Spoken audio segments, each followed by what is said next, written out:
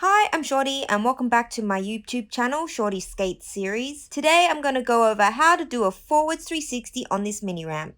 Before attempting this trick, I recommend you are comfortable with jumping 180.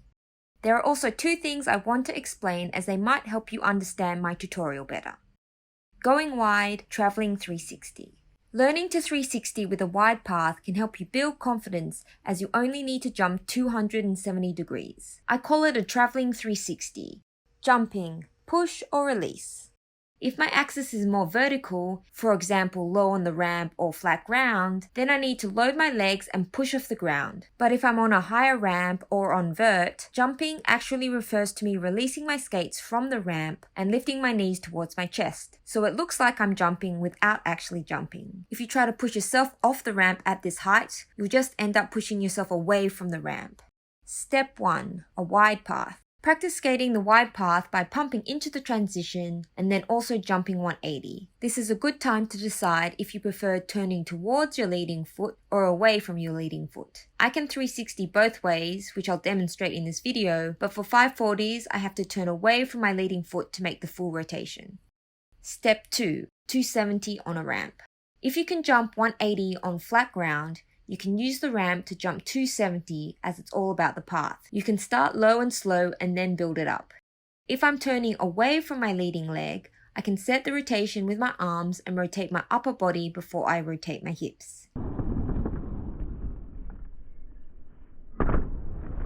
However, if I'm turning towards my leading leg, I have to use my arms a little more to help me rotate as I have to unwind my hips as well. You want to enter the transition at a 45-degree angle and exit the transition at a 45-degree angle. So that means that you only need to rotate 270 degrees to land a traveling 360. As you start to go higher, you will need to pump into the transition to get the hang time to rotate. And remember, timing is important. You need to jump at the apex of your momentum because if you jump too early, you may not get in the whole rotation. Another key element to spinning on a ramp, whether you're jumping 180 or 360, is your body axis. You want to keep it perpendicular to the ramp's curve at the point that you jump. Remember to engage your core as this will stop you from dropping your chest and throwing you off balance, which also causes you to land on your toe stops. Step 3. The full 360. Spinning is not a strong skill of mine, so when rotating the full 360 in a straight up and down path, I really need to focus on my axis and my arms.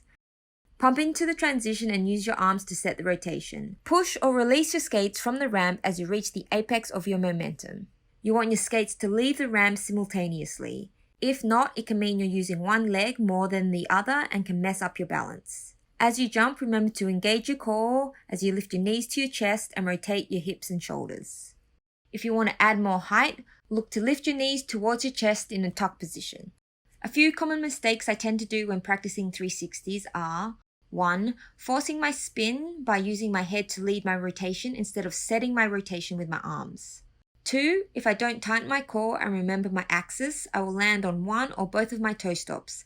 3. Lastly, if I over-rotate, which is my most common issue, it will cause me to drop my shoulder when landing. This means I'll lose my fakie form and makes it harder for me to link my 360 onto other moves. So that's it. I hope you were able to take a couple things away from this video that will help you with your forwards 360s. If you have any questions, please comment below and I'll get back to you as soon as I can. Also tag me on Instagram, shortstop.6, as I'd love to see your progress. Thank you for watching and please like and share this video if you found it helpful. And don't forget to subscribe to my channel for more skating tips and tricks.